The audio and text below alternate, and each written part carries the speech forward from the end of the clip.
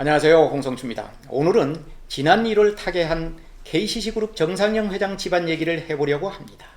정상영 회장은 그 유명한 정주영 회장이 막내 동생으로 생전에 리틀 정주영이라고 불릴 만큼 큰 형을 닮은 것으로 유명했습니다. 그만큼 불같은 성격과 가부장적인 면이 정주영 회장과 비슷했다는 방증이기도 합니다. 그러나 정상영 회장은 생전에 형 때문에 사업을 키웠다는 얘기를 가장 싫어했다고 합니다. 형과 무관하게 자신이 손으로 KCC그룹을 일궜다는 얘기입니다. 그렇다면 정상영 회장은 누구이고 후계 구도가 일찍이 마련됐다는 2세 경영인들은 어떤 분들인지 살펴보겠습니다. KCC그룹 하면 도대체 뭐하는 회사일까 궁금해하는 사람들이 많습니다. 한마디로 얘기하면 KCC 제품이 없으면 집을 지을 수 없다고 하면 쉽게 이해할 수 있습니다. 시멘트와 철근을 빼고는 모든 건축물에 KCC 제품을 사용한다고 하겠습니다. KCC그룹이 탄생은 1958년 8월 정상영 회장이 22살이 대학생 때 서울 영등포에 직원 7명을 데리고 금강스레트 공업을 세우면서 시작됩니다. 이때 정주영 회장은 막내 동생에게 유학을 권고합니다. 자신이 못 배운 한을 풀어주려고 다른 동생들도 유학을 보내는 등 학업 뒷바라지를 다 했기 때문입니다. 그러나 정상영 회장은 형이 제안을 뿌리치고 사업이 길로 나섭니다. 형과 21살이 나이 차이가 말해주듯 정상영 회장은 정주영 회장이 아버지나 다름없었습니다. 그런데도 정상영 회장은 형이 제안을 거절했습니다. 이를 두고 주변에선 막내 동생이기에 가능했었다고 합니다. 다른 동생들은 모두 형이 공고에 따라 학업을 계속했습니다. 실제로 정세영 현산그룹 회장이나 정신영 씨는 형이 공고대로 유학을 했습니다. 어쨌든 금강스레트는 회사 창립 얼마 앞서 초가지분을 개량하는 데 필요한 스레트가 폭발적으로 수요가 일면서 돈방석에 앉게 됩니다. 특히 박정희 정권 때 시작한 새마을 운동으로 스레트는 찍어내기가 바쁘게 팔려나갔습니다. 회사가 잘 나가자 정 회장은 당시 인기 제품이었던 초콜릿 시장에 진출하려다 정주영 회장한테 혼쭐이 나고 맙니다.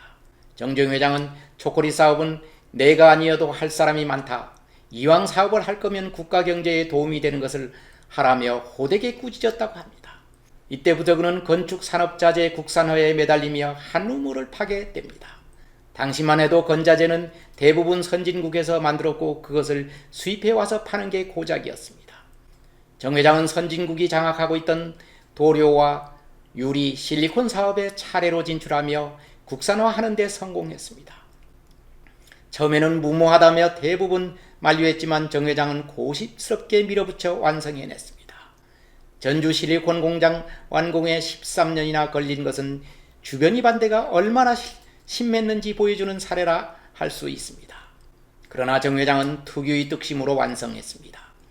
이러한 뚝심을 놓고 주변에선 리틀 정주영이라고 부르는 것입니다. 사업은 건축용뿐 아니라 자동차, 선박용 도료 생산으로 확장했고 1980년대 후반에는 D램 메모리 반도체를 메인보드에 붙이는 데 사용되는 접착제를 생산하기에 이르렀습니다. 2000년엔 건자재와 화학 제품을 생산하는 회사를 합병해 금강고려화학으로 개명해 명실을 상부한 종합소재산업회사가 되었음을 알립니다. 금강고려화학이 영문 이름이 KCC입니다. 여기서 생산되는 제품이 스레트와 내외장재, 보온단열재, 유리, PVC 창호재 및 바닥재, 도료, 유리장 섬유 등입니다. KCC그룹은 현재 3개의 상장사와 14개 비상장사로 구성돼 재계랭킹 30위 안에 드는 대그룹으로 성장했습니다. 정상영 회장은 정주영 회장이 돌아가신 뒤부터 사실상 현대가의 어른 역할을 마다하지 않았습니다. 자식들뿐 아니라 다른 조카들이 사업에 문제가 있거나 어려웠을 때는 백기사 역할을 했고 갈등을 중재하는 역할도 마다하지 않았습니다. 조카인 정몽원 현대그룹 회장이 요절했을 때 조카 며느리인 현정은 회장과의 갈등도 이러한 어른 역할을 하는 과정에서 일어났습니다. 현정은 회장이 현대그룹 회장에 취임하자 사실상 지주회사인 현대엘리베이터의 일대 주주로 KCC가 올랐습니다. 일대 주주로서 그냥 있는 것이 아니라 현대그룹을 공식적으로 인수 인수하겠다고 밝혀 시수기난이 일어난 것입니다. 2003년 당시 제가 취재한 바에 따르면 정 회장은 정씨 집안이 아닌 제3자가 큰 형님이 평생 일군 현대를 넘보려 하려면 용납하지 않겠다는 의지가 강했었습니다. 결국 현정은 회장이 방어하는 데 성공했지만 현대건설 등이 정몽구 회장이 이끄는 현대차 그룹에 인수되는 등 현대그룹의 위상은 쪼그라들었습니다. 어쨌든 이 시수기난으로 정 회장은 조카 며느리와 갈등을 벌였다는 사실을 오랫동안 각인시켰던 것은 사실입니다. 정 회장은 현대그룹 왕자의 난이나 본인이 직접 관여한 시수기난을 겪어왔기 때문에 2세들에 대한 후계 구도도 일찍부터 완성했었습니다. 정 회장은 연애 결혼한 조은주 여사와의 사이에 세 아들을 두고 있습니다. 세 아들을 일찍부터 경영에 합류시켜 착실하게 경영 수업을 시켰습니다. 2000년부터 본인은 명예회장으로 물러앉고 자식들이 경영을 지켜보며 그룹을 분할하게 경영토록 했습니다. 모기업인 KCC그룹은 장남인 정몽진 회장이 맡는 것으로 하고 둘째 정몽익 회장은 유리를 생산하는 KCC 글라스를 넘겨줬고 막내인 정몽열 회장은 건설회사인 KCC건설을 운영토록 하는 후계 그림입니다. 지분율도 대부분 정리돼 재산과 관련해 형제간 갈등은 없을 것이라고 주변에선 얘기합니다. 장남인 정몽진 회장은 미국 조지 워싱턴 대학에서 MBA를 마쳐 1991년부터 KCC그룹에 합류해 오늘에 이르렀습니다. 그는 특히 영어와 중국어, 러시아 등 외국어에 능통한 것으로 알려졌습니다. 웬만한 협상은 통역 없이 직접 주도할 정도라고 합니다. 둘째인 정몽익 KCC 글라스 회장이 요즘 매스컴의 주목을 받는 인물입니다. 정몽익 회장은 미국 시라큐스 대학에서 경영 정보 시스템을 전공할 정도로 소프트웨어에도 일가견이 있는 것으로 유명합니다. 정상영 회장도 그를 더욱 총애했었다고 합니다. 그러나 그는 경영과 무관한 일로 최근 구설수에 올랐습니다. 다름 아닌 본부인과의 이혼 문제 때문입니다. 그의 부인은 롯데그룹 창업회장인 신격 회장이 여동생인 신정숙 씨 딸인 최은정 씨와 결혼해 일남 이녀를 두었으나 사실혼 관계인 다른 여성과 결혼해 거기에도 애들을 두고 있습니다. 사실상 중혼 생활을 이어가고 있는 것입니다.